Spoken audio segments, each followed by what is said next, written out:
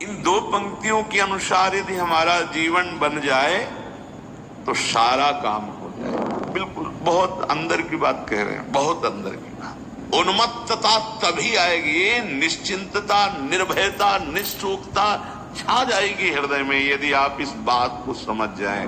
इस ये अनुभूति विषय की बात कह रहा हूं कि एक बार सत्संग में कहा था कि ये विकार भी प्रणाम करने योग्य है, क्योंकि इन्होंने हमारी शरणागति को परिपक्व किया है। तो अब हम प्रत्येक प्रियालाल के विधान में राजी रहना सीखे, क्योंकि मन मेरा नहीं है भाई, इसी से सिद्धि प्राप्त होती है। इन दो पंक्तियों के अनुसार यदि हमारा जीवन बन जाए तो सारा काम हो जाए।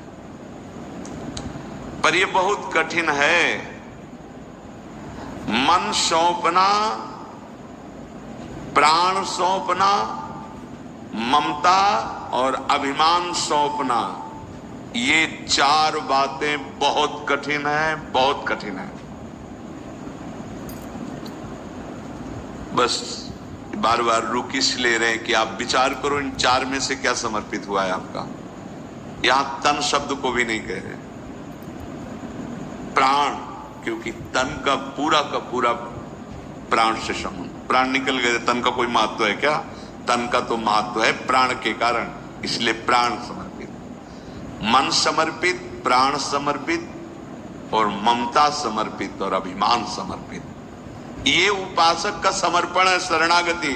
इन चार में से आपने क्या दिया है? सदगुरु को, आराध्य देव को ये चार चीजें चाहिए आपकी, प्राण, ममता, अभिमान। आपने उपासना का मार्ग चयन कर लिया, अब आपका अपने ऊपर अधिकार नहीं रह गया। जब अपनी जागीर भले मानते रहे हो, वो है पहले भी प्रभु की, अब होश सावधान करके नियत स्थान पर आ गया कि ये तो प्रभु की ही वस्तु थी, प्रभु को दे। अब आपका आपके जीवन पर अधिकार नहीं रहा, अब तो यंत्रवत भगवान जैसे चला। ये चार बहुत जरूरी है। लंबा समय निकल जाता है, ना दर्शन होते हैं, ना अनुभूतियां आती हैं। क्यों? क्योंकि इन चार के समर्पण से आती है। नाम जप कर रहे हैं, साधन चल रहा है, लेकिन मदगत प्राणा नहीं हुआ, मच्चित्ता मदगत प्राणा नहीं हुआ, मन मना भाव नहीं हुआ, फिर कैसे? अहम दासत्व में समर्पित नहीं हुआ। ये चार बातें देखो अपने जीवन में, देखो अपने लोग नाप करके देखें चार बातों को। अभी आप निश्चिंत हो जाएंगे, अभी अब मेरी कोई भी चिंता का विषय नहीं रहा। आपके नाम जैसे अभी आप अपने घर को किसी के नाम कर दिया, खत्म। पुताई आप करो, सफाई आप करो, उसमें जो जाला है वो भी आपके नाम, उसमें जो छिपकली वो भी आपके नाम। समझ रहे? ये जो चिपके हुए काम, क्रोध, लोभ, मोह, मद, मत्सर नहीं हट पा रहे ना, अब हमारी जिम्मेवारी नहीं रह गई। ये आपके नाम गुरुदेव कर दिया। पर अब अहंकार भी समर्पित है, ऐसा करो नहीं, मैं ऐसा तो नहीं करूं। अपने मन क्या मतलब नहीं, कुछ नहीं समर्पित है, चार में से कोई समर्पित नहीं, नहीं ऐसा। आज्ञा वचन के अनुसार जीवन, वो आज्ञा कर दे, कभी दोबारा उनसे मत मिलो, वो हर समय तुम्हारे पास रहेंगे। ये मन, प्राण, ममता, अभिमान, ये चार चीजें समर्पित करनी भाई, इसी से सिद्धि प्राप्त होती है। जब तक अपनी कोई सामर्थ्य नजर आती है तब तक ये समर्पण नहीं होता, और जब तक ये समर्पण नहीं होता तब तक प्रेम राज्य में प्रवेश नहीं होता, भगवत राज्य में प्रवेश नहीं होता। आनंद का जो भगवदानंद का स्रोत है वो नहीं खुलता। आनंद कोश का आनंद तो सत्वगुण की वृत्ति में आ जाएगा, थोड़ी देर आनंदित हुए, रोमांचित हुए, ऐसा हो सकता है, लेकिन ये आनंद स्रोत का नहीं है। छीना ही घटे छिन्न बढ़े, सो तो प्रेम न होए, अघट प्रेम पिंजर बसे, प्रीति कहावे सो। बड़े बड़े महापुरुषों ने इन चार पर बहुत समर्पण की बात पर बहुत जोर दिया है। यही समर्पण करना, बस इनका समर्पण हो जाना का। गोस्वामी जी इसी बात को कह रहे हैं, बिगड़ी जन्म अनेक की।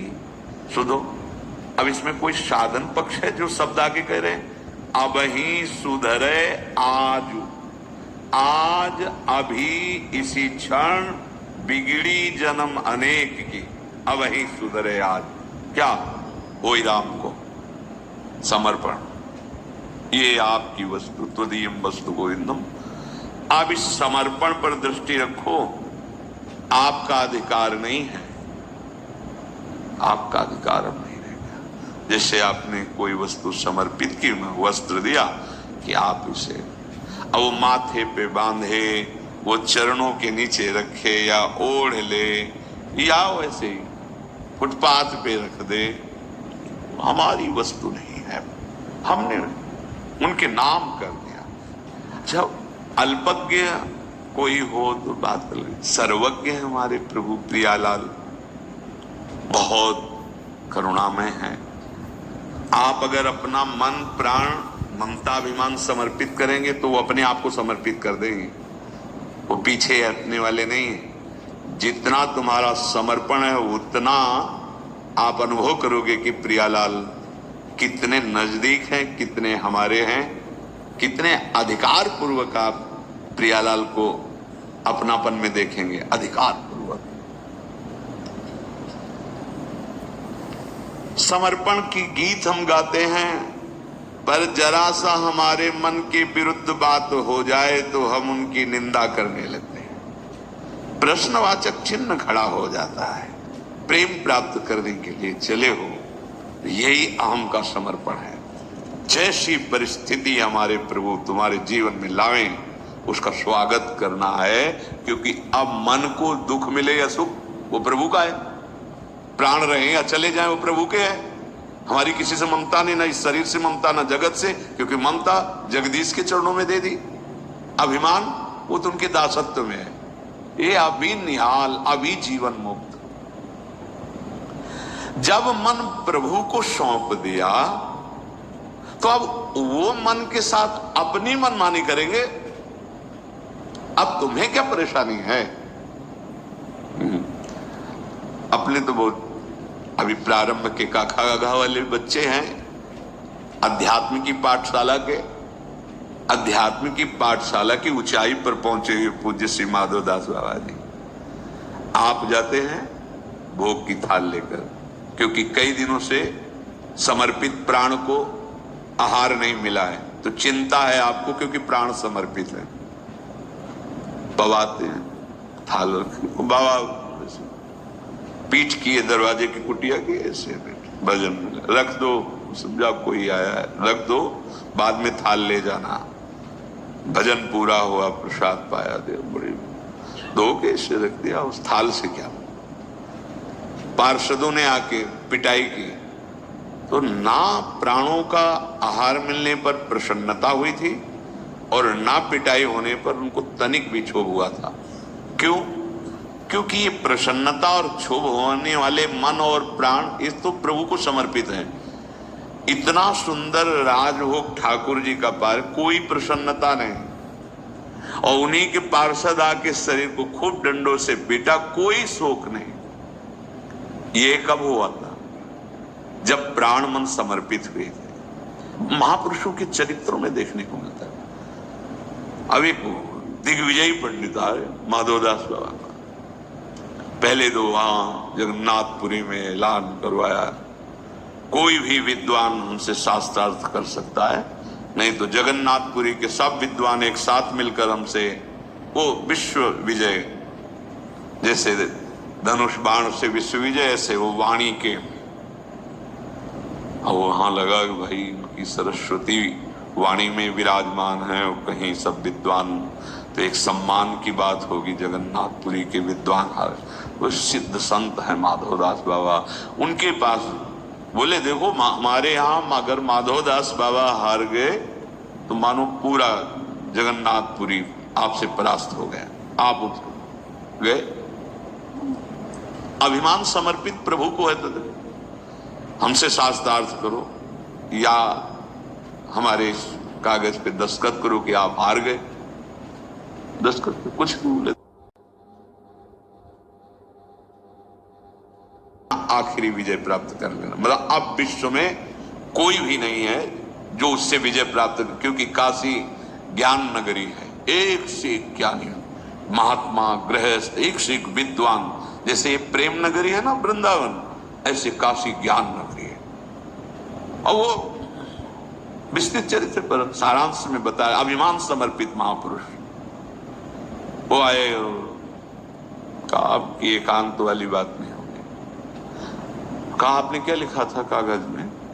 बोले आपने कहा था हार के बाद दस्तखत लिख दो, तो हमने हार लिख लिया। देखा तो वही लिखा था, माधवदास बाबा हारे और दिग्विजय जीते। पर काशी में तो ये नहीं लिखा था, काशी में तो उल्टा लिखा था। पर अब पूरी सभा जानेगी, पूरा जगन्नाथपुरी जानेगा कि आप परास्त हुए। या तो आप उनसे शास्त्रार्थ करो और नहीं तो मुख में काली पोतो और पूरे जगन्नाथपुरी में हम आपको घुमाएंगे। तो कोई बात नहीं, समुद्र स्नान कराते हैं अपनी दिनचर्या, थोड़ा रुको फिर आप जैसा चाहो। अभिमान समर्पित महापुरुष। भगवान चुप कैसे बैठ सकते हैं? जगन्नाथ जी पीली ऐसे पहने हुए बगलबंदी धोती और एक बस्ता, जैसे एक आचार्य मार्ग में चलने वाले विद्यार्थी जन जो शास्त्र स्वाध्याय करते हैं, वेदांत दर्शन शास्त्र, ऐसा तो मोटी चोटी में गांठ लगी हुई है। हमारी गुरुजी की कुटिया में भीड़ कैसी लगी? काफी लोग की यार, ऐसे सरल महा